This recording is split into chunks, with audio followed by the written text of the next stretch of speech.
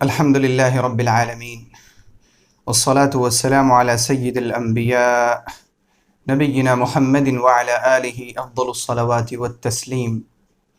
أما بعد فأعوذ بالله من الشيطان الرجيم. بسم الله الرحمن الرحيم.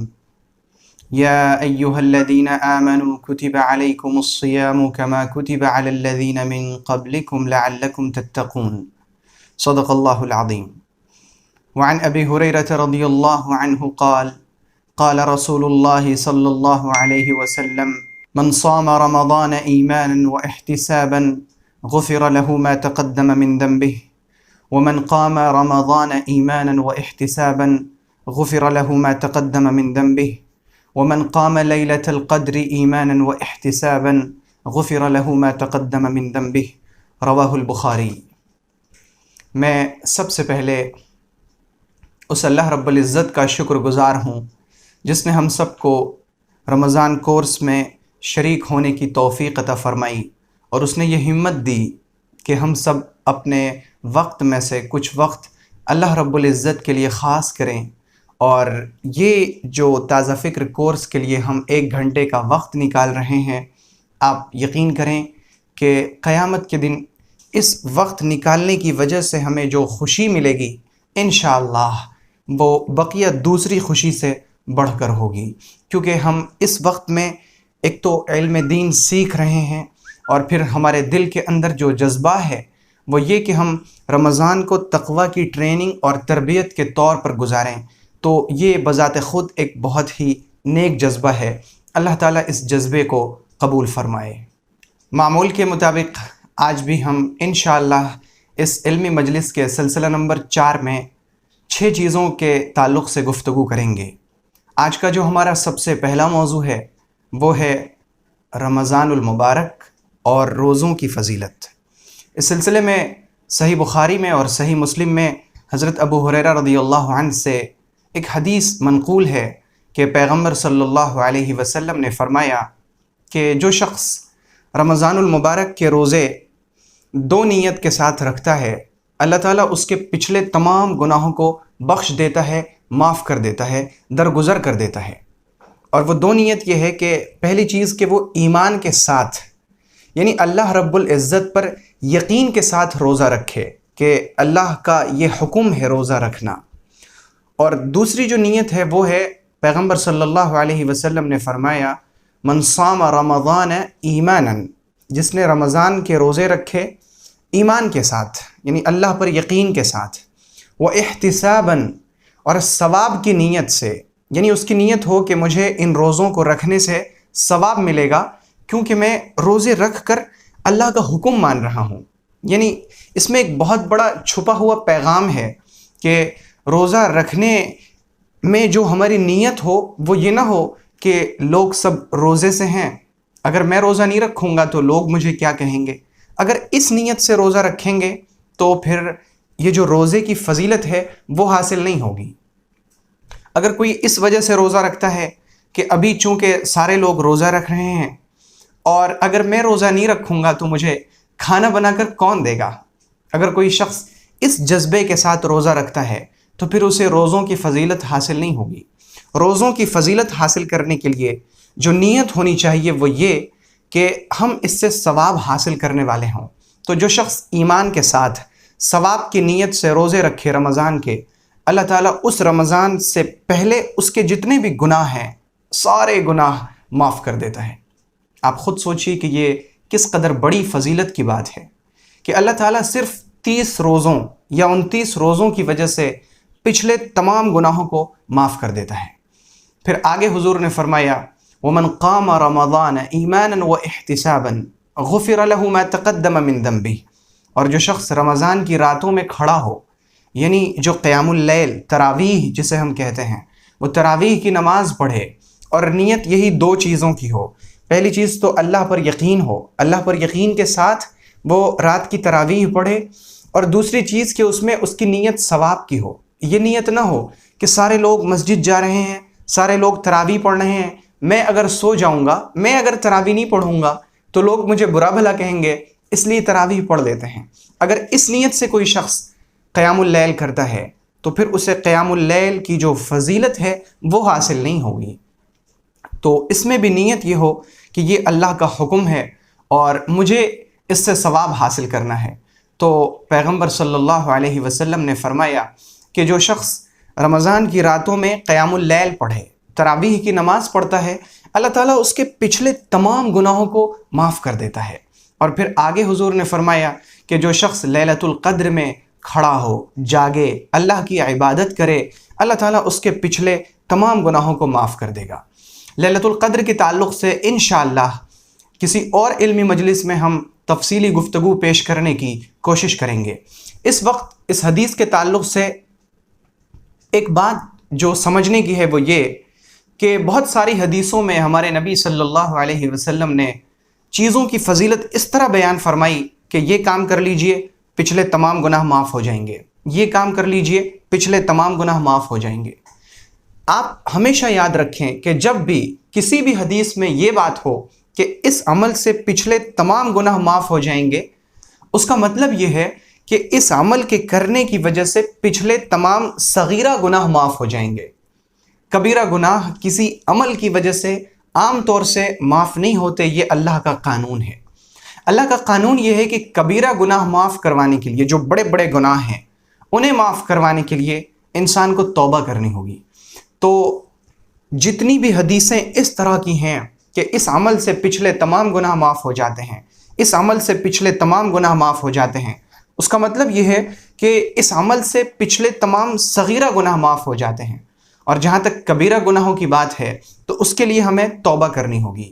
تو اس وقت جب ہم نے رمضان کے روزوں کی فضیلت جان لی کہ اس سے پچھلے تمام گناہ معاف ہو جاتے ہیں، تو اس کا مطلب یہ کہ اس سے پچھلے تمام صغیرہ گناہ معاف ہو جائیں گے اور کبیرہ گناہوں کی معافی کے لیے ہمیں توبہ کرنی ہوگی۔ تو آئیے ہم روزے رکھ ہی رہے ہیں، ابھی ہم اپنے تمام پچھلے کبیرہ گناہوں سے توبہ کر لیں۔ اس سبق کے بعد میں بھی تنہائی میں جاؤں، آپ بھی تنہائی میں جائیں، 5 منٹ سر جھکا کر اپنے گناہوں کو سوچیں کہ ہم نے اپنی زندگی میں کون کون سے گناہ کیے ہیں، یاد کریں۔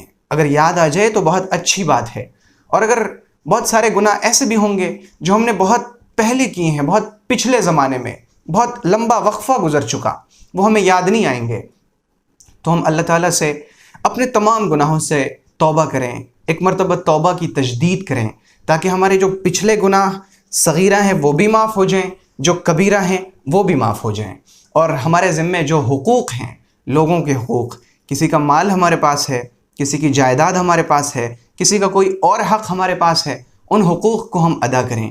اور اگر اللہ کے حقوق ہیں، چیزیں فرائض ہماری قضا ہو گئی ہیں، ہم انہیں پورا کرنے کی کوشش کریں، تو اس طرح سے ہم اپنی توبہ میں انشاءاللہ کامل ہو جائیں گے۔ تو یہ رمضان کے روزوں کی ایک فضیلت ہے۔ اور اس کے علاوہ رمضان کے روزوں کی ایک بڑی فضیلت، ایک بہت بڑی فضیلت وہ ہے جسے امام بیہقی نے شعب الایمان میں سیدنا عبداللہ ابن عمرو ابن عاص رضی اللہ عنہ سے روایت کیا ہے کہ پیغمبر صلی اللہ علیہ وسلم نے فرمایا کہ جب قیامت کا دن ہوگا تو 2 چیزیں انسان کے حق میں سفارش کریں گی۔ 2 چیزیں ایسی ہیں جو انسان کے حق میں سفارش کریں گی۔ پہلی چیز تو قرآن ہے جو انسان کے حق میں اللہ کے حضور میں سفارش کرے گا، اور دوسری چیز روزہ ہے۔ یہ روزہ بھی انسان کے حق میں اللہ کے حضور میں سفارش کرے گا۔ قرآن کہے گا، اے میرے رب، میں نے اسے راتوں کی نیند سے روکا تھا، یہ مجھے راتوں میں پڑھا کرتا تھا، قیام اللیل میں، تراویح کی نماز میں میری وجہ سے یہ کھڑا ہوا تھا، میری وجہ سے یہ جاگا تھا، اسے جنت دے دیجیے۔ پھر روزہ کھڑا ہوگا اور روزہ کہے گا، اے میرے رب، میں نے اسے دن بھر کھانے پینے سے اور شہوتوں کو پورا کرنے سے روکا تھا، میری سفارش قبول کیجیے اور اسے جنت عطا فرما دیجیے۔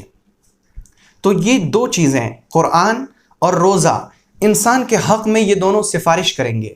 اب آپ ذرا سوچئے کہ یہ کتنے بڑے عزت کی بات ہے، کس قدر بڑی شرافت اور تقدس کی بات ہے کہ یہ روزہ جسے ہم ابھی رکھ رہے ہیں، جس کو رکھنے میں بہت زیادہ دشواری کا اور مشکل کا سامنا نہیں کرنا پڑتا، تو اس روزے کی اتنی بڑی فضیلت کہ یہ قیامت کے دن ہمارے حق میں سفارش کرے گا۔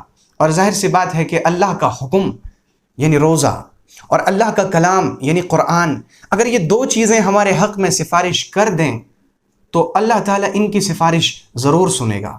اللہ ان کی سفارش اگر نہیں سنے گا تو پھر اور کس کی سفارش سنے گا؟ انشاءاللہ اللہ تعالیٰ ان کی سفارش سنے گا بھی، ان کی سفارش قبول بھی کرے گا، اور ہمارے حق میں اللہ تعالیٰ جنت کا فیصلہ فرمائے گا انشاءاللہ۔ اللہ رب العزت کی ذات سے ہمیں یہی یقین ہے، ہمیں اسی پر ایمان ہے۔ اللہ تعالیٰ ہمیں قیامت کے دن رسوا نہ فرمائے، اللہ تعالیٰ ہمارے حق میں قرآن کی اور روزوں کی سفارش قبول فرمائے۔ تو یہ روزوں کے تعلق سے چند باتیں تھیں۔ انشاءاللہ اگلی نشست میں کچھ اور باتیں رمضان اور روزوں کے تعلق سے سامنے آئیں گی، اور اس کے بعد آج کا جو ہمارا دوسرا موضوع ہے وہ ہے ایمانیات۔ ایمان کے تعلق سے ہم نے گفتگو کی کہ اللہ تعالیٰ کی ذات پر کس طرح کا ایمان ہونا چاہیے، پھر ہم نے یہ بھی بات کی کہ فرشتوں پر کس طرح کا ایمان ہونا چاہیے، پھر ہم نے یہ بھی بات کی کہ اللہ کی کتابوں پر اور اللہ تعالیٰ کے آخری کلام یعنی قرآن مجید پر ہمارا ایمان کس طرح کا ہونا چاہیے۔ اب آج ہم گفتگو کریں گے کہ چوتھی چیز ہے جس کے اوپر ایمان لانا ہر مسلمان کے لیے، ہر مومن بندے کے لیے فرض ہے، وہ ہے رسول۔ رسول کا مطلب کیا ہے؟ رسول کا مطلب ہے کہ اللہ رب العزت نے جب انسان کو پیدا کیا، سیدنا آدم علیہ السلام کو، اور آدم علیہ السلام اپنی ایک غلطی کی وجہ سے اس دنیا میں تشریف لائے جو مقدر میں لکھا ہوا تھا، اس کے بعد پھر اس دنیا میں سارے انسان ایک امت کی شکل میں تھے، سب اللہ کی عبادت کیا کرتے تھے۔ کبھی کبھی انسان سیدھے راستے سے تھوڑا سا بھٹکا تو اللہ تعالیٰ نے کچھ لوگوں کو اپنا ترجمان بنایا، ان کے پاس فرشتوں کے ذریعے سے وحی بھیجی کہ تم میرے بندوں کو نیکی کی طرف بلاؤ، انہیں برائیوں سے روکو۔ تو جن لوگوں کے پاس فرشتوں کے ذریعے سے وحی آئی انہیں نبی اور رسول کہا جاتا ہے۔ پھر اس کے بعد ایسا ہوا کہ حضرت شیس علیہ السلام کے بعد اس دنیا کے اندر بت پرستی شروع ہوئی، اور جب بت پرستی بہت زیادہ عام ہو گئی تو اللہ تعالیٰ نے وقتاً فوقتاً یعنی وقفے سے قوموں میں اور مختلف علاقوں میں مختلف قبیلوں میں نبیوں کو اور رسولوں کو بھیجا۔ یہ نبی کوئی فرشتہ نہیں ہوا کرتا تھا، یہ نبی انسانوں میں سے ایک معزز انسان کو اللہ تعالیٰ چنتے، منتخب فرماتے، اس پر فرشتے کے ذریعے سے وحی بھیجتے، اور وہ انسان جو نبی بن جاتا وہ تمام لوگوں تک اللہ کے پیغام کو پہنچانے کا کام کرتا۔ تو یہ ہیں نبی اور رسول۔ ہمارے بولنے کے اعتبار سے ان میں کوئی فرق نہیں ہے، لیکن اصطلاحی اعتبار سے شریعت کی اصطلاح میں، شریعت کی جو ٹرم ہے اس ٹرم کے اندر نبی اور رسول ان دونوں لفظوں میں ایک فرق ہے۔ نبی کہتے ہیں ہر اس شخص کو جس کے اوپر وحی آئے، وہ نبی ہے، لیکن اللہ تعالیٰ نے تمام کے تمام نبیوں پر الگ سے کوئی کتاب نہیں بھیجی، بلکہ اگر ایک نبی پر کوئی کتاب آئی تو اللہ تعالیٰ نے اسی کتاب کے تعلق سے دوسرے نبیوں کو بھی حکم فرمائے کہ تم اسی کتاب کو مشعل راہ بنا کر، تم اسی کتاب کو کتاب ہدایت بتا کر لوگوں کو سیدھے راستے کی طرف بلاؤ۔ جیسے حضرت موسیٰ علیہ السلام پر توریت نازل کی گئی تو حضرت ہارون کو کہا گیا کہ تم اسی توریت کو دیکھ کر، اسی توریت کی تعلیمات کی طرف لوگوں کو بلاؤ، تو حضرت ہارون کو الگ سے کوئی کتاب نہیں دی گئی۔ تو نبی کہتے ہیں اس شخص کو جس کے اوپر صرف اللہ کی وحی آئی، اس کے اوپر الگ سے کوئی کتاب نہیں آئی، اور رسول کہتے ہیں اس شخص کو جس پر وحی بھی آئی اور الگ سے ایک کتاب بھی آئی۔ جیسے حضرت موسیٰ علیہ السلام وہ نبی بھی ہیں اور رسول بھی ہیں کیونکہ ان کے اوپر توریت نازل ہوئی۔ حضرت عیسیٰ علیہ السلام نبی بھی ہیں، رسول بھی ہیں، ان پر وحی بھی آئی اور ان کے اوپر کتاب بھی آئی، انجیل۔ حضرت داؤد علیہ السلام وہ نبی بھی ہیں اور رسول بھی ہیں کیونکہ ان کے اوپر وحی بھی آئی تو وہ نبی ہو گئے، اور ان کے اوپر زبور بھی اتری، کتاب بھی اتری تو وہ رسول بھی ہیں۔ حضرت ابراہیم علیہ السلام نبی بھی ہیں اور رسول بھی ہیں۔ نبی اس طور پر کہ ان کے پاس وحی آئی، اور کتاب ان کے پاس بہت سارے صحیفے اللہ کے پاس سے آئے، ان کے اوپر صحیفے اتارے گئے تو وہ نبی بھی ہیں اور رسول بھی ہیں۔ اور بقیہ بہت سارے انبیاء اکرام ایسے ہیں جن کے اوپر الگ سے کوئی کتاب نہیں آئی، انہیں پہلے کی کتابوں کے تعلق سے حکم دے دیا گیا کہ تم انہی کتابوں کے ذریعے سے لوگوں کو سیدھے راستے کی طرف بلاؤ۔ تو نبی اور رسول میں یہ بنیادی طور پر فرق ہے۔ چنانچہ معاملہ یہ ہے کہ ہر رسول نبی ہے، ہر رسول نبی ہے کیونکہ اس کے اوپر کتاب کے ساتھ ساتھ وحی بھی آئی ہے، لیکن ہر نبی رسول نہیں ہے کیونکہ اس کے پاس وحی آئی ہے لیکن کتاب الگ سے نہیں آئی، تو وہ نبی تو ہو گئے لیکن رسول نہیں ہوئے۔ جیسے حضرت یونس علیہ السلام، وہ نبی تو ہیں لیکن رسول نہیں ہیں۔ تو یہ نبیوں کا سلسلہ اللہ تعالیٰ نے اس دنیا میں قائم فرمایا انسانیت کی ہدایت کے واسطے، تاکہ انسانوں کو سیدھا راستہ دکھایا جائے۔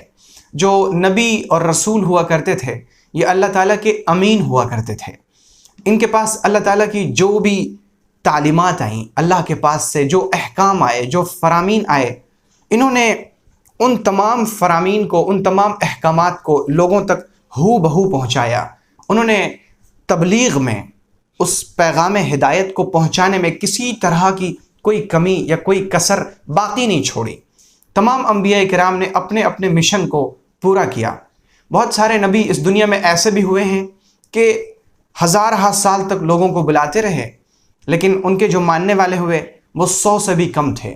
اور اس کی زندہ مثال سیدنا نوح علیہ السلام ہیں کہ طوفان نوح سے پہلے انہوں نے 950 برس تک اپنی قوم کو ایمان کی دعوت دی، لیکن ماننے والے کتنے ہوئے؟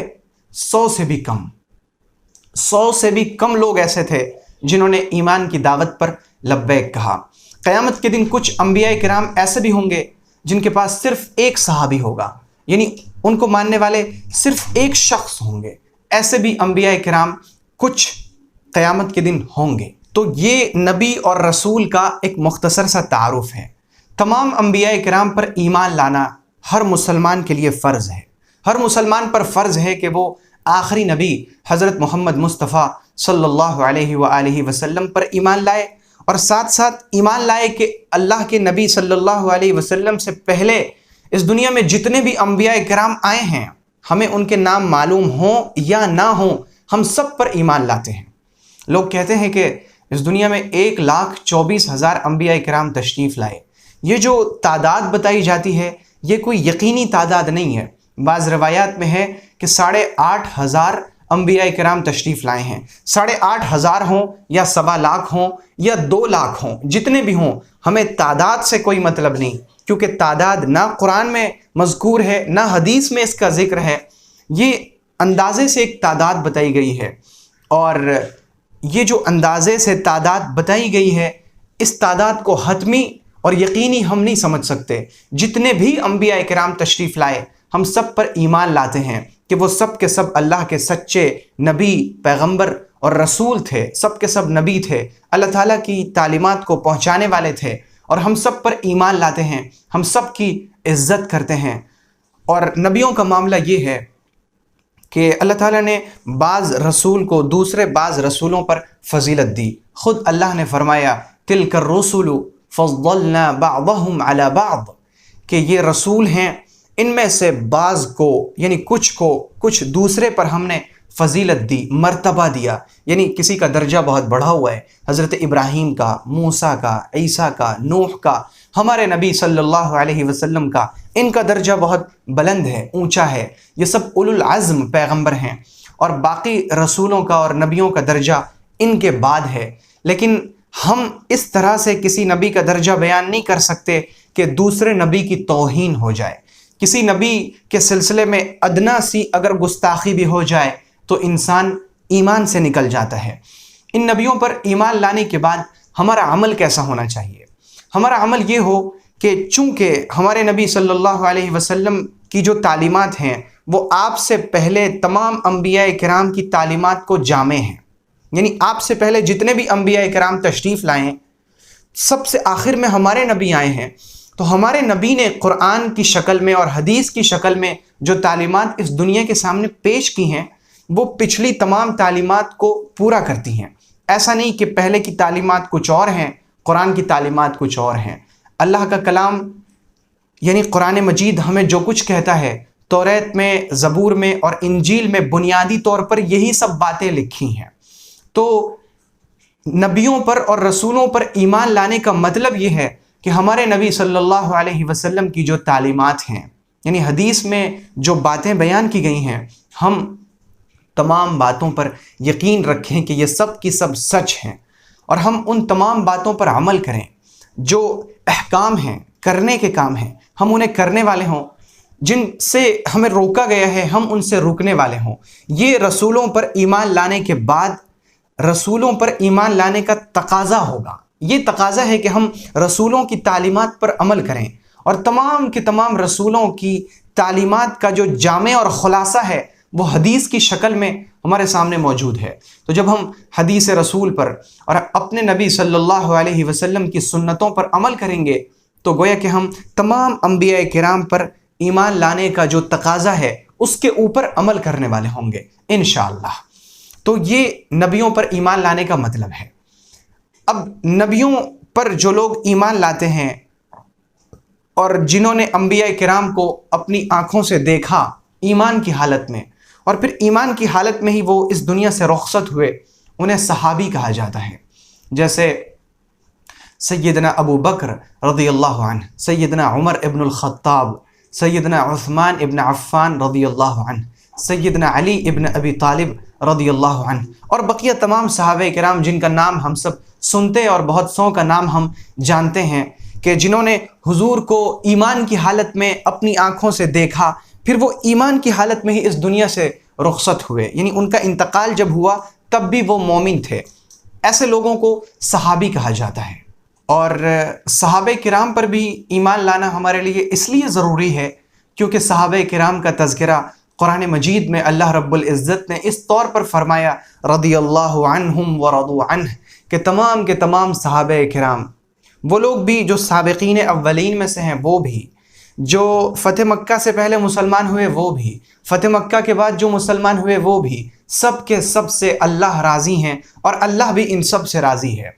نبیوں کے بعد اس دنیا میں انسانوں کے اندر جس کا سب سے زیادہ درجہ اور مرتبہ ہے وہ صحابہ کرام کی جماعت ہیں، اور صحابہ کرام میں بھی سب سے زیادہ فضیلت حضرت ابو بکر کو حاصل ہے، پھر سیدنا عمر کو، پھر سیدنا عثمان ابن عفان کو، پھر سیدنا علی ابن ابی طالب کو، اور اس کے بعد اہل بیت کو، اور پھر تمام صحابہ کرام، اور پھر اس میں سے بھی جو بدر کی لڑائی میں شریک ہوئے انہیں، جو فتح مکہ سے پہلے مسلمان ہوئے انہیں، جو صلح حدیبیہ کے وقت موجود تھے 1400 صحابہ کرام۔ یہ سب بڑے اولو العزم صحابہ کرام ہیں، یہ سب بڑے درجے والے صحابہ کرام ہیں۔ تو ہمیں تمام صحابہ کرام پر ایمان رکھنا ہے کہ یہ سب کے سب اللہ کے رسول صلی اللہ علیہ وسلم کے صحابی ہیں، اور صحابہ کے بارے میں حضور نے فرمایا اصحابی کالنجوم بأیہم اقتدیتم اہتدیتم، کہ میرے تمام کے تمام صحابہ ستاروں کے مانند ہیں، ستاروں کی طرح ہیں۔ تم اگر کسی ایک صحابی کی بھی پیروی کرو گے تو تم سیدھا راستہ پا جاؤ گے۔ بہت سارے لوگ صحابہ کرام کو موضوع بحث بناتے ہیں۔ صحابہ کرام کی جو آپس کی لڑائیاں ہیں، حضرت عائشہ رضی اللہ عنہا اور حضرت علی رضی اللہ عنہ کے درمیان جو جنگ جمل واقع ہوا، حضرت معاویہ رضی اللہ عنہ اور حضرت علی رضی اللہ عنہ کے درمیان جو جنگ صفین واقع ہوئی، تو اس تعلق سے لوگوں کی گفتگو ہوتی ہے، وہ ان واقعات کو موضوع بحث بناتے ہیں کہ کون صحابی حق پر تھے، کون صحابی ناحق پر تھے، اور حضور پاک صلی اللہ علیہ وسلم کے معزز صحابہ کرام کا فیصلہ جج بن کر کرتے ہیں۔ یہ کسی بھی طرح سے مناسب نہیں ہے۔ صحابہ کرام کو موضوع بحث بنانا کسی بھی طرح سے روا نہیں ہے۔ حضور پاک صلی اللہ علیہ وسلم نے قیامت کی جو نشانیاں بیان فرمائیں کہ میری امت جب 15 کام کرنے لگے گی تب ان کے اوپر عذاب آئے گا، تو اس میں جو ایک آخری کام ہے وہ ہے وَأَلْعَنَ آخِرُ هَذِهِ الْأُمَّةِ أَوَّلَهَا، جب اس امت کے آخر کے لوگ، یعنی بعد والے لوگ، پچھلے زمانے کے لوگ، اگلوں پر، صحابہ کرام پر تان و تشنیع کریں گے، لان تان کریں گے، تب تم انتظار کرنا کہ کب سرخ آندھی چلے، کب آسمان سے پتھر برسے، کب زمین میں تم دھسا دیے جاؤ۔ تو حضور نے اور خود حضور پاک صلی اللہ علیہ وسلم نے فرمایا لا تسبوا اصحابی، تم میرے صحابہ کو گالی مت دو، انہیں برا بھلا نہ کہو۔ تو حضور پاک کے صحابہ کرام کو موضوع بحث بنانا یہ کسی بھی طرح سے عقل مندی نہیں ہے۔ اگر ہم کسی صحابی کو برا کہتے ہیں، کسی صحابی کو لان تان کرتے ہیں، تو اس کا مطلب یہ کہ ہم حضور کی تربیت پر انگلی اٹھا رہے ہیں کہ حضور نے اپنے صحابہ کی تربیت صحیح طور پر نہیں فرمائی تھی۔ آپ ذرا سوچئے کہ بات کہاں سے کہاں تک پہنچ رہی ہے، اور ہم ہیں کہ اپنی بنائی ہوئی کرسی پر جج بن کر بیٹھے ہیں اور حضور پاک کے صحابہ کرام کا فیصلہ اپنی عدالت میں کر رہے ہیں۔ حضور پاک کے جن صحابہ کرام کے درمیان آپسی لڑائیاں ہوئی ہیں وہ سب اجتہادی تھیں، سب درست پر تھے۔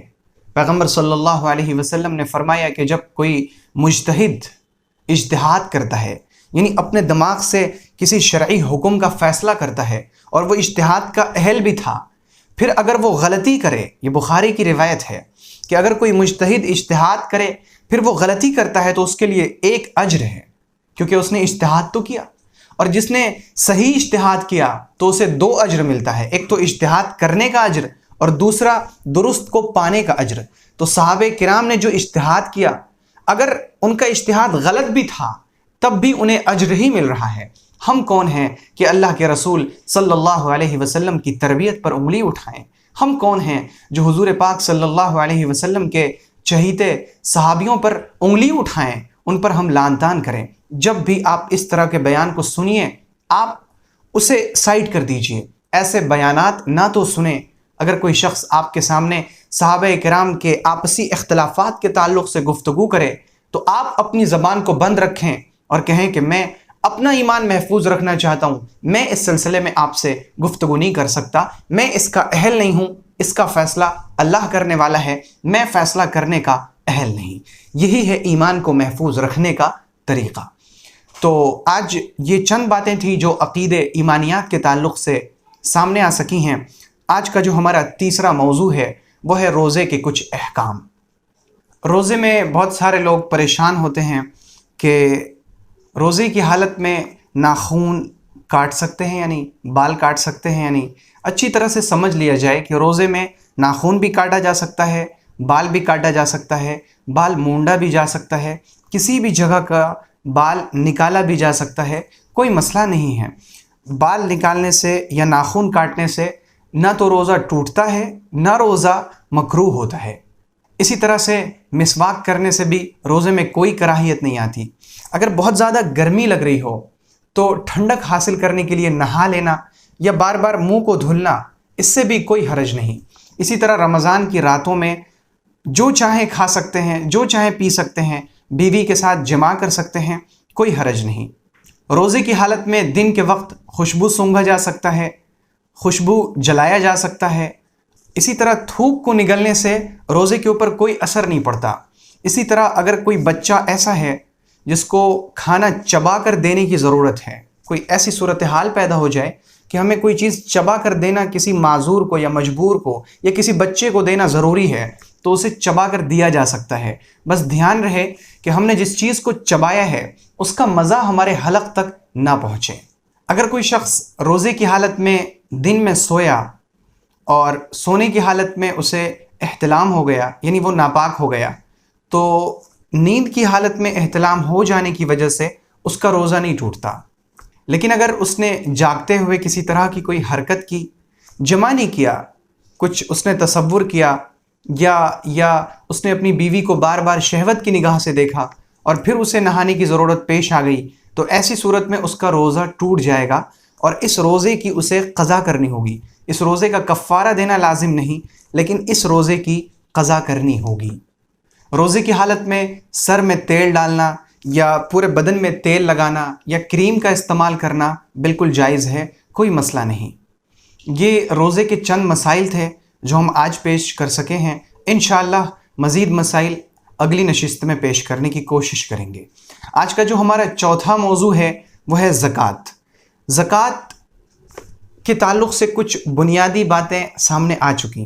آج ہم گفتگو کریں گے کہ زکوٰۃ میں چاندی کا نصاب کیا ہے، سونے کا نصاب کیا ہے، مال تجارت کا نصاب کیا ہے، اور تینوں مالوں کو کس طرح ملایا جائے گا، زکوٰۃ کس طرح نکالی جائے گی۔ جو ہمارے پاس زیور ہے اس زیور کی زکوٰۃ نکالنی ہے یا نہیں نکالنی ہے۔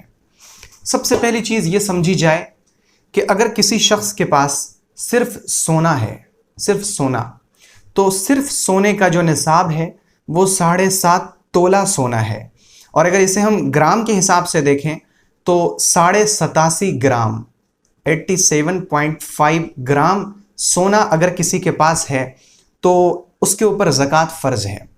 چاندی کا جو نصاب ہے، اگر کسی شخص کے پاس صرف چاندی ہے تو چاندی کا نصاب ہے 52.5 تولہ چاندی، جو گرام کے حساب سے 612 گرام چاندی ہوتی ہے۔ اور نقد پیسے کا جو نصاب ہے وہ 612 گرام چاندی کی قیمت ہمارے ہاں آج کی تاریخ میں 13 اپریل 2021 ہمارے علاقے میں یعنی بہار میں پٹنہ کے اندر جو چاندی کی قیمت چل رہی ہے وہ 66 روپے 30 پیسہ پر گرام۔ تو اس اعتبار سے 612 گرام چاندی کی قیمت 40,575 روپے۔ گویا کہ اگر کسی شخص کے پاس 52.5 تولہ چاندی، یا اگر 52.5 تولہ چاندی نہیں ہو، اگر نقد پیسے کے حساب سے دیکھیں تو 40,575 روپے اگر کسی شخص کے پاس نقد موجود ہے تو اس کا مطلب یہ کہ وہ صاحب نصاب ہے، اس کے اوپر زکوٰۃ فرض ہے۔ اگر کوئی شخص سونے میں سے 7.5 تولہ سونے کا، یا چاندی میں سے 52.5 تولہ چاندی کا، یا پیسے میں سے 40,575 روپے کا مالک بن جائے تو اس کے اوپر زکوٰۃ فرض ہو جاتی ہے۔ لیکن زکوٰۃ نکالنا تب فرض ہوتا ہے جب اس مال پر پورا سال گزر جائے۔ مثلا آج اگر 13 اپریل ہے تو ہم اس 13 اپریل کو صاحب نصاب ہوئے، یعنی ہمارے پاس 41,000 روپے آئے، تو زکوٰۃ ہم پر آج فرض ہو گئی، لیکن زکوٰۃ نکالنا فرض تب ہوگا جب 13 اپریل 2022 میں ہمارے پاس 41,000 روپے یا اس سے زیادہ پیسے ہوں گے تب۔ اگر درمیان میں یعنی آدھے سال کے بعد، 7 مہینے یا 8 مہینے کے بعد یہ پیسے کم ہو گئے یا ختم ہو گئے، اور جس دن سال مکمل ہوا اس دن ہمارے پاس اتنا پیسہ نہیں ہے، یعنی ہم اس دن صاحب نصاب نہیں ہیں، تب زکوٰۃ نکالنا فرض نہیں۔ زکوٰۃ نکالنے کے لیے جو فرض ہے وہ آپ سمجھ لیں کہ جس دن آدمی صاحب نصاب بنا ہے اسی دن 1 سال کے بعد جس دن سال پر رہا ہو اس دن بھی وہ صاحب نصاب ہو، تب اس کے اوپر زکوٰۃ نکالنا فرض ہے۔ ایک بات تو یہ۔ دوسری بات یہ ہے کہ عام طور سے جو لوگوں کے پاس دولت ہوتی ہے وہ صرف سونا یا صرف چاندی یا صرف پیسے کی شکل میں نہیں ہوتی، بلکہ تھوڑا سا سونا بھی ہے، تھوڑی سی چاندی بھی ہے، تھوڑا سا پیسہ بھی ہے۔ اگر کسی شخص کے پاس 7.5 تولہ سونا نہیں ہے بلکہ 2 تولہ سونا ہے، 52.5 تولہ چاندی بھی نہیں ہے بلکہ مثلا 20 تولہ چاندی ہے یا 30 تولہ چاندی ہے، تو ایسے شخص پر زکوٰۃ فرض ہے یا نہیں؟ اور ایسی صورت میں زکوٰۃ کیسے نکالی جائے گی؟ اسے آپ یوں سمجھ لیں کہ سونے اور چاندی میں جو سستی چیز ہے وہ ہے چاندی۔ 52.5 تولہ چاندی کی قیمت مثلا اگر 40,575 روپے ہے، پھر دوسری طرف آپ اگر 7.5 تولہ سونے کی قیمت دیکھیں گے بازار میں تو وہ لاکھ روپے سے زیادہ ہوگی۔ تو جو کم نصاب ہے یعنی کم قیمت والا نصاب ہے وہ چاندی کا ہے، 52.5 تولہ چاندی۔ تو 52.5 تولہ چاندی کی جو قیمت ہے 40,575 روپے، یہ شریعت میں معیار ہے زکوٰۃ کا۔ اب اگر کسی شخص کے پاس تھوڑا سا سونا، تھوڑی سی چاندی اور تھوڑے سے پیسے ہیں تو وہ زکوٰۃ ایسے نکالے گا کہ وہ اپنے سونے کی قیمت دیکھے کتنی ہے۔ مثلا اس کے پاس 2 تولہ سونا ہے اور اس کی قیمت مثلا 30,000 روپے ہے۔ اس کے پاس 20 تولہ چاندی ہے، اس کی قیمت مثلا 15,000 روپے ہے، تو 45,000 روپے ہو گئے، اور اس کے پاس 5,000 روپے ہیں، تو یہ ٹوٹل کل ملا کر 50,000 روپے ہو گئے۔ اور جو شریعت میں زکوٰۃ کا نصاب ہے یعنی 52.5 تولہ چاندی جو معیار ہے زکوٰۃ کا، اس کی قیمت ہے 40,575 روپے۔ تو اس شخص کے پاس تھوڑا سا سونا، تھوڑی سی چاندی اور تھوڑی سی رقم، تینوں ملا کر 40,575 روپے سے زیادہ مال ہے، تو اس کا مطلب یہ کہ یہ شخص شریعت کے اندر زکوٰۃ دینے کا اہل ہے، یعنی یہ صاحب نصاب ہے اور اس کے اوپر زکوٰۃ کا نکالنا فرض ہے۔ اب یہ اپنے پورے 50,000 روپے کا جو 2.5% ہے وہ زکوٰۃ نکالے گا۔ اسی طرح سے آپ اپنے مال کا حساب لگا لیجئے کہ آپ کے پاس کتنا سونا ہے، کتنی چاندی ہے اور کتنے نقد پیسے ہیں، اور پھر تمام کی قیمت کو ملا کر جو 2.5% ہے وہ آپ زکوٰۃ نکالیں۔ اگر آپ پر زکوٰۃ اسی وقت نکالنا فرض نہیں ہوگا جب کہ آپ کے پاس جو سونا ہو، چاندی ہو اور نقد پیسے ہوں، سب ملا کر اگر 40,575 روپے یا آپ کے علاقے میں 52.5 تولہ چاندی کی جو بھی قیمت بنتی ہے، اس قیمت سے کم قیمت تک کی چیز، یعنی کم قیمت کا سونا، چاندی اور پیسے آپ کے پاس ہیں، تب آپ پر زکوٰۃ کا نکالنا فرض نہیں۔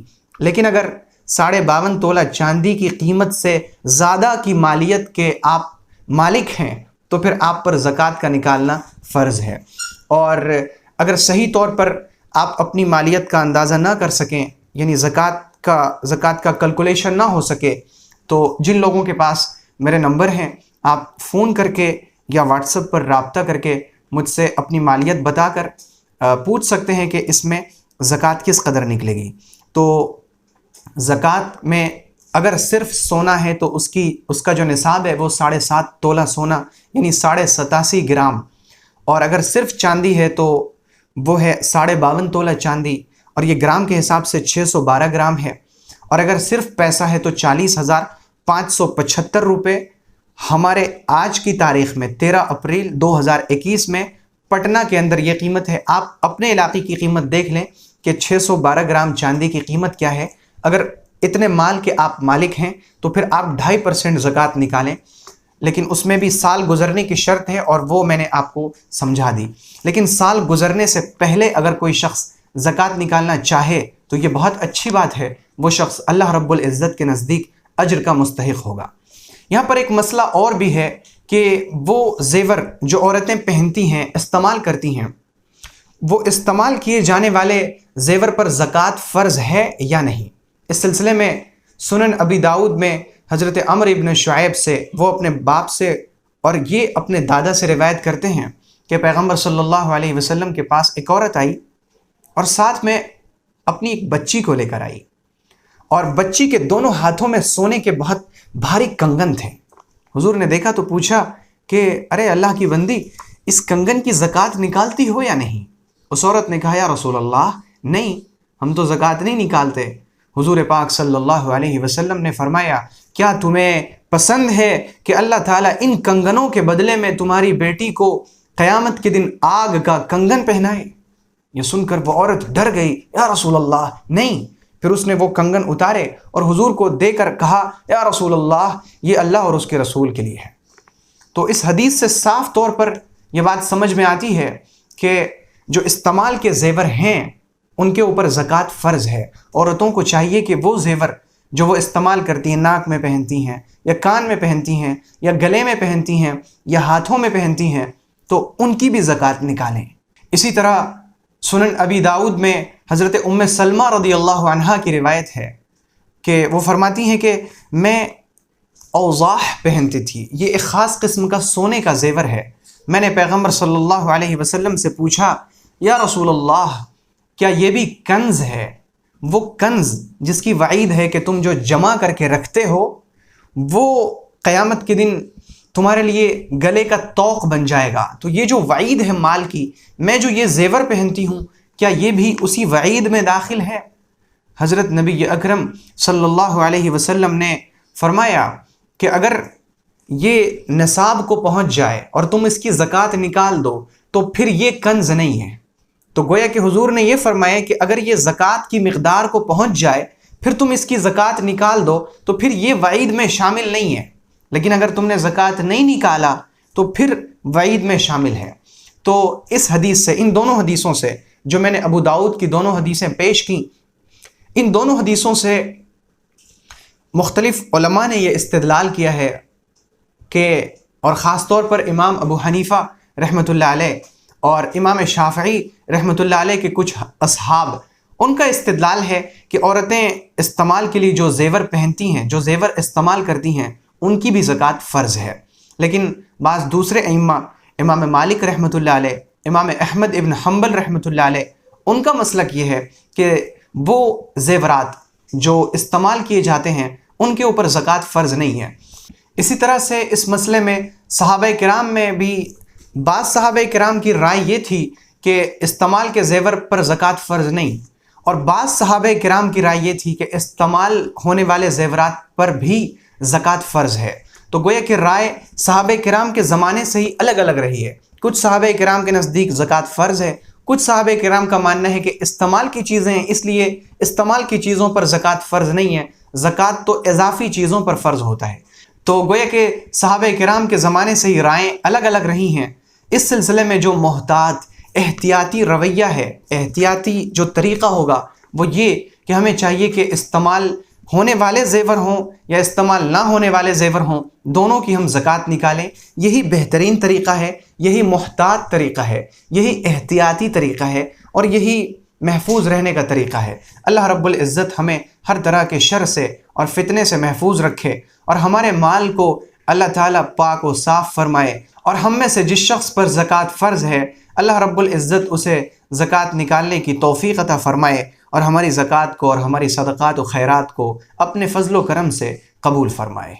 اب اس کے بعد آج کا جو ہمارا 5واں موضوع ہے وہ ہے تزکیہ۔ ہم نے کل گفتگو کی تھی کہ ایک اچھی صفت کو اپنے اندر داخل کرنا ہے، اور وہ تبلیغ کی صفت۔ آج ہم بات کریں گے 2 ایسے صفت کے بارے میں جو ہمیں اپنے اندر سے نکالنی چاہیے، ہمارے دل کو ان سے پاک ہونا چاہیے، اور جس میں سے پہلی چیز ہے غیبت، جس کے تعلق سے اس سے پہلے تھوڑی سی گفتگو سامنے آئی تھی۔ اس وقت پھر سے یاد رکھا جائے کہ غیبت کا مطلب ہے دوسرے کی پیٹھ کے پیچھے ایسی برائی کرنا کہ اگر وہ سن لے تو اسے برا لگے، یہ غیبت ہے۔ صحابہ کرام میں سے کچھ نے نبی اکرم صلی اللہ علیہ وسلم سے پوچھا، یا رسول اللہ، اگر کسی کے اندر کوئی برائی ہے اور ہم اسے بیان کر رہے ہیں تو اس میں حرج کیا ہے؟ حضور پاک صلی اللہ علیہ وسلم نے فرمایا کہ غیبت یہی تو ہے کہ اگر اس کے اندر برائی ہے اور تم اسے بیان کرو، یہی تو غیبت ہے۔ اگر اس کے اندر وہ برائی نہ ہو جو تم بیان کر رہے ہو، پھر تو یہ بہتان ہے، پھر تو یہ الزام ہے، پھر تو یہ تہمت ہے، یہ تو اور بڑا گناہ ہے۔ تو غیبت کا مطلب ہے کہ کسی کے اندر کوئی برائی ہو اور ہم اسے اس طرح بیان کریں کہ اگر وہ جان لے یا سن لے تو اسے برا لگے، اور یہ غیبت زنا سے زیادہ سخت گناہ ہے۔ غیبت چند صورتوں میں جائز ہے، چند مقامات ایسے ہیں جہاں پر غیبت کرنا جائز ہے۔ مثلا اگر کوئی شخص کسی کے اوپر ظلم ہو گیا، مثلا میرے اوپر کسی شخص نے ظلم کر دیا، تو ظلم کرنے والے نے میرے ساتھ برا کیا، اب میں اگر اس کی شکایت کسی افسر کے پاس، کسی حاکم کے پاس، کسی عدالت میں کروں تو یہ غیبت نہیں ہے۔ حالانکہ ہم اس کی برائی کر رہے ہیں، لیکن یہ غیبت نہیں ہے، اسے کہتے ہیں شکوہ کرنا، شکایت کرنا، تاکہ مجھ پر جو ظلم ہوا ہے اس کی تلافی ہو سکے۔ اس طرح سے یہ چیز غیبت میں داخل نہیں ہوتی۔ دوسری چیز کہ اگر کسی شخص کا کہیں رشتہ لگ رہا ہو اور ہمیں معلوم ہے کہ جس لڑکے سے اس بچی کا رشتہ لگ رہا ہے وہ لوگ اچھے نہیں ہیں، تو لڑکی والوں کو جا کر ان کے بارے میں صحیح صورتحال بتا دینا کہ وہ لوگ ایسے ہیں، ایسے ہیں، ایسے ہیں، اور اس میں مقصد یہ ہو کہ یہ لوگ ان کے شر سے، ان کی تکلیف سے، ان کی برائی سے بچ جائیں۔ یہ لوگ ایسا نہ ہو کہ بیچارے نقصان میں چلے جائیں، اگر یہ وہاں رشتہ کرتے ہیں تو ان کو بڑا نقصان ہو جائے گا۔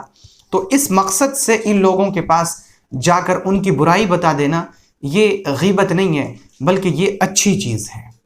اسی طرح اگر کسی مفتی سے کوئی فتویٰ معلوم کرنا ہو، اور فتویٰ معلوم کرنے میں کسی کے تعلق سے کچھ بیان کرنا ضروری ہو، تو فتویٰ لینے کے لیے کسی کی برائی کرنا، لیکن برائی کرنے کا مقصد یہ ہو کہ ہم صحیح فتویٰ معلوم کر سکیں، یہ بھی غیبت میں داخل نہیں ہے۔ تو یہ چند صورتیں ہیں جہاں پر کہ دوسرے کی برائی کرنا جائز ہے، اور یہ چیز غیبت میں داخل نہیں ہے۔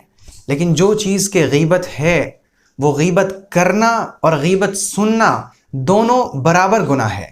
غیبت کرنے والے کو جتنا گناہ ملتا ہے، غیبت سننے والے کو بھی اتنا ہی گناہ ملتا ہے۔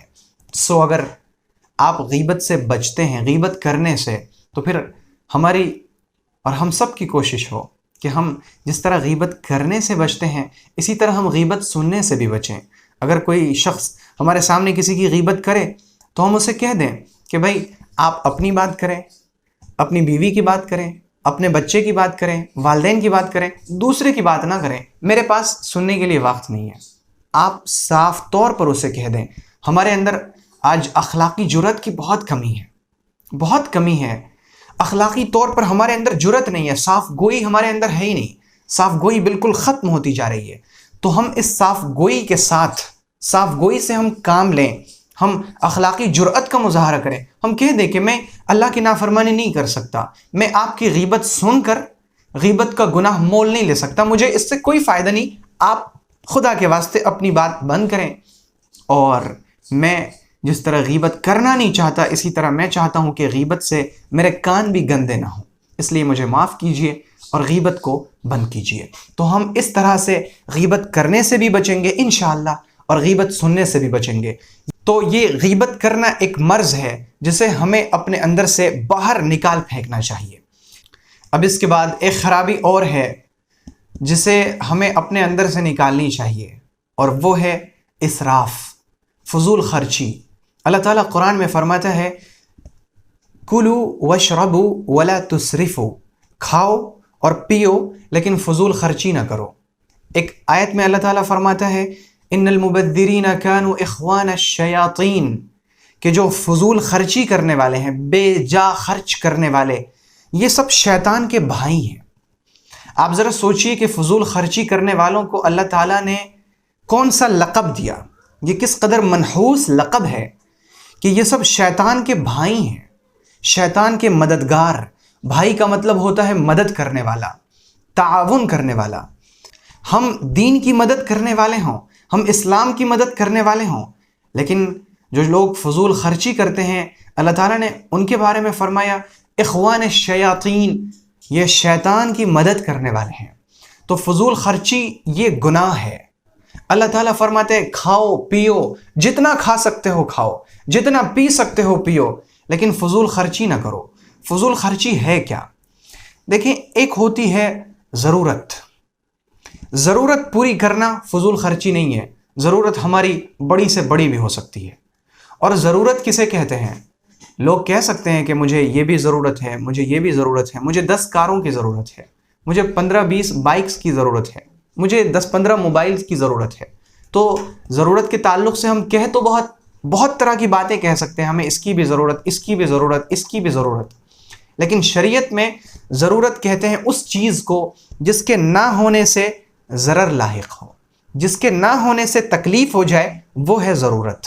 اب آپ دیکھ لیجئے کہ کن چیزوں کے نہ ہونے سے تکلیف ہو رہی ہے۔ جس کے نہ ہونے سے تکلیف ہو رہی ہو وہ ہے ضرورت۔ اگر تھوڑی سی بھی تکلیف ہو رہی ہو کسی چیز کے نہ ہونے کی وجہ سے تو اسے ضرورت مان سکتے ہیں، لیکن جس چیز کے نہ ہونے سے نہ کوئی تکلیف ہو رہی ہو، نہ کچھ گھٹ رہا ہو، نہ کسی کام میں نقصان ہو رہا ہو، نہ اس کے ہونے سے کوئی خاص فائدہ مل رہا ہو، ایسی چیز میں اپنے پیسے کو خرچ کرنا یہ فضول خرچی ہے۔ لا یعنی چیز میں، ایسی چیز جس سے کوئی فائدہ نہیں۔ اب جیسے عید کا وقت آیا تو ہم نے آتش بازی کر لی، کچھ پٹاخے پھوڑ دیے، یہ فضول خرچی ہے۔ ضرورت بھی دو طرح کی ہوتی ہے۔ پھر یہ بھی یاد رکھا جائے کہ ضرورت بھی دو طرح کی ہوتی ہے، ایک ہے حقیقی ضرورت اور ایک ہے فرضی ضرورت۔ حقیقی ضرورت یعنی سچ مچ والی ضرورت، جس کے نہ ہونے سے سچ معنی میں ہمیں تکلیف ہو رہی ہے، اس کی نہ ہونے کی وجہ سے ہمیں نقصان ہو رہا ہے۔ اور ایک ہے فرضی ضرورت، یعنی ہم نے صرف مان لیا ہاں یہ بھی ضروری ہے، یہ بھی ضروری ہے۔ ایسے تو اگر ضرورتوں کی لسٹ بنائی جائے تو پھر ضرورتوں کی یہ لسٹ کبھی ختم ہی نہیں ہوگی، چاہے ہم پوری دنیا کے مالک ہو جائیں۔ تو ضرورتوں کا یہ سلسلہ بہت لمبا چلے گا، اس لیے آپ دیکھ لیجئے کہ سچ میں آپ کو کس چیز کی ضرورت ہے۔ جو چیزیں ضرورت سے زیادہ ہوں ان چیزوں میں پیسوں کو خرچ کرنا، وقت کو ضائع کرنا، ان چیزوں میں اپنا دماغ لگانا، یہ سب اسراف ہے، فضول خرچی ہے۔ اور فضول خرچی یہ کبیرہ گناہ ہے، کبیرہ گناہ، بڑا گناہ۔ ان المبذرین کانوا اخوان الشیاطین، فضول خرچی کرنے والے، بے جا خرچ کرنے والے شیطان کے بھائی ہیں۔ آپ کو اپنے پیسے کو اڑانا ہے، دولت کو خرچ کرنا ہے، خوب خرچ کیجئے، خوب اڑائیے، خوب اڑائیے، لیکن اللہ کی راہ میں۔ آپ خوب تعمیرات کروائیے اللہ کے گھر میں، آپ خوب پنکھے لگوائیے، اے سی لگوائیے، کولر لگوائیے، لیکن اللہ کے گھر میں۔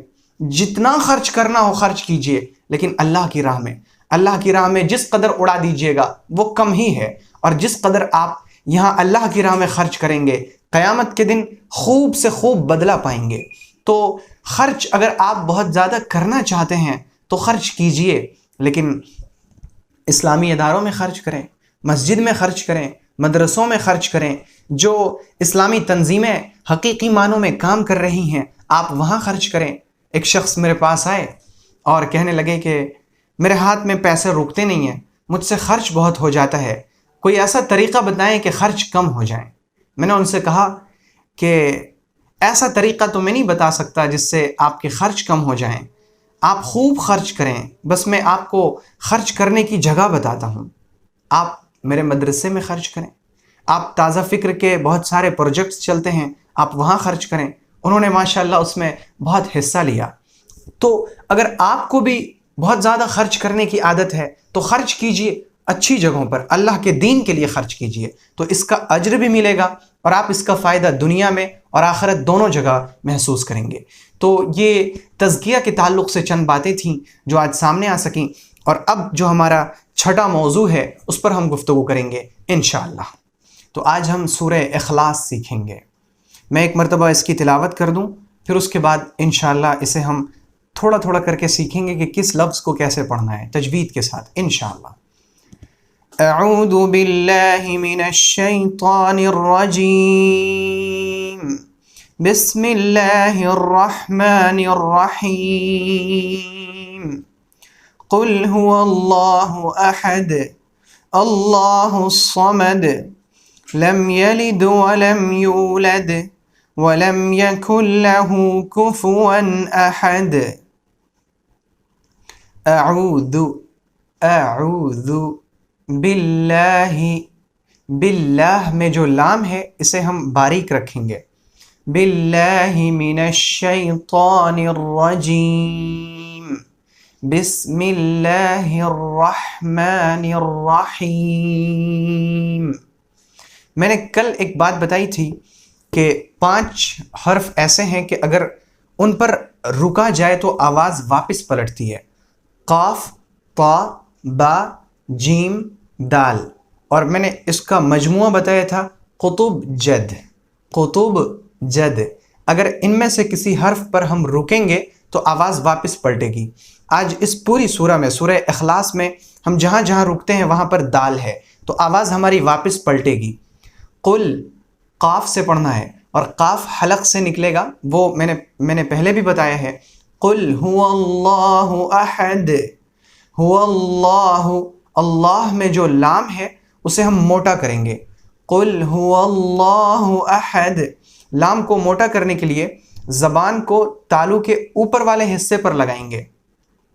اگر زبان کو تالو کے نیچے والے حصے پر لگاتے ہیں تو پتلا والا لام نکلتا ہے، لیکن تالو کے اوپر والے حصے پہ لگائیں گے تو لام موٹا نکلے گا۔ قل هو اللہ احد، احد۔ دیکھیے ہم دال پر رک رہے ہیں تو آواز واپس پلٹے گی، احد، احد۔ ہا کو بھی نکالنا ہے، قل هو اللہ احد اللہ الصمد۔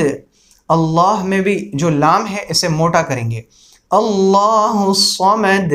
صمد میں بھی جب رکیں گے تو آواز واپس پلٹے گی کیونکہ ہم دال پر رک رہے ہیں۔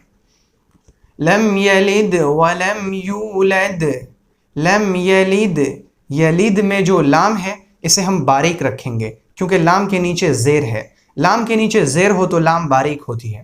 لم یلد ولم یولد، یولد میں بھی جو لام ہے اسے ہم درمیانہ رکھیں گے، یولد، موٹا نہیں کریں گے۔ وَلَمْ يَكُنْ لَهُ كُفُوًا أَحَدٌ، وَلَمْ يَكُنْ لَهُ كُفُوًا، كُفُوًا۔ ایک ہوتا ہے با، با بولنے سے ہمارے جو دونوں ہونٹ ہیں یہ دونوں مل جاتے ہیں، با، اور ایک ہوتا ہے واو، تو واو میں دونوں ہونٹوں کو گول کرتے ہیں، واو۔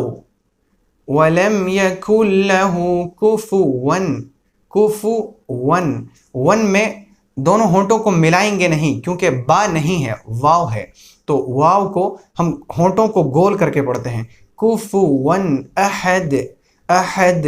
جو رکیں گے تو آواز ہماری واپس پلٹے گی۔ یہ تو ہے تجوید کے ساتھ۔ پھر سے ایک مرتبہ میں پڑھوں، آپ اسے جب بار بار سنیں گے، تجوید سیکھنے کا سب سے آسان طریقہ ہے تجوید کے ساتھ قرآن کو بار بار سننا۔ بسم اللہ الرحمن الرحیم، قل هو اللہ احد اللہ الصمد لم یلد ولم یولد ولم یکن لہ کفوا احد۔ قل، اے نبی صلی اللہ علیہ وسلم آپ کہہ دیجئے، هو اللہ احد، وہ اللہ یکتا ہے، اللہ الصمد، اللہ صمد ہے، بے نیاز ہے، لم یلد، اس نے کسی کو نہیں جنا، یعنی اس کا کوئی بیٹا نہیں ہے، ولم یولد، نہ وہ جنا گیا، یعنی نہ وہ کسی کا بیٹا ہے، ولم یکن لہ، اور نہیں ہے اس کا کفوا ہمسر، احد، کوئی، یعنی اس کا کوئی ہمسر نہیں ہے، کوئی شریک نہیں ہے، کوئی اس کے برابر نہیں ہے کہ آپ بھی اللہ ہیں اور میں بھی اللہ ہوں، ایسا نہیں ہے۔ وہ یکتا ہے، تنہا ہے، تنہا ہے، اس کا کوئی بیٹا نہیں، کوئی بیٹی نہیں، کوئی اولاد نہیں، اور نہ اس کا کوئی باپ، نہ دادا، کچھ نہیں، اس کے پاس توالد اور تناسل نہیں ہے۔ اللہ کی شان کے تعلق سے یہ سورہ بہت عظیم الشان سورہ ہے، اور اس سورہ کے بارے میں پیغمبر صلی اللہ علیہ وسلم نے فرمایا انہا تعدل ثلث القرآن، کہ یہ 1/3 قرآن کے برابر ہے، یعنی ایک مرتبہ آپ سورہ اخلاص کو پڑھیے تو آپ کو 10 پارہ پڑھنے کا ثواب ملے گا، تو جب 3 بار کوئی پڑھ لے تو اسے پورا قرآن پڑھنے کا ثواب ملے گا۔ تو آئیے ہم 3 مرتبہ سورہ اخلاص کو پڑھتے ہیں اور پورے قرآن کا ثواب پاتے ہیں۔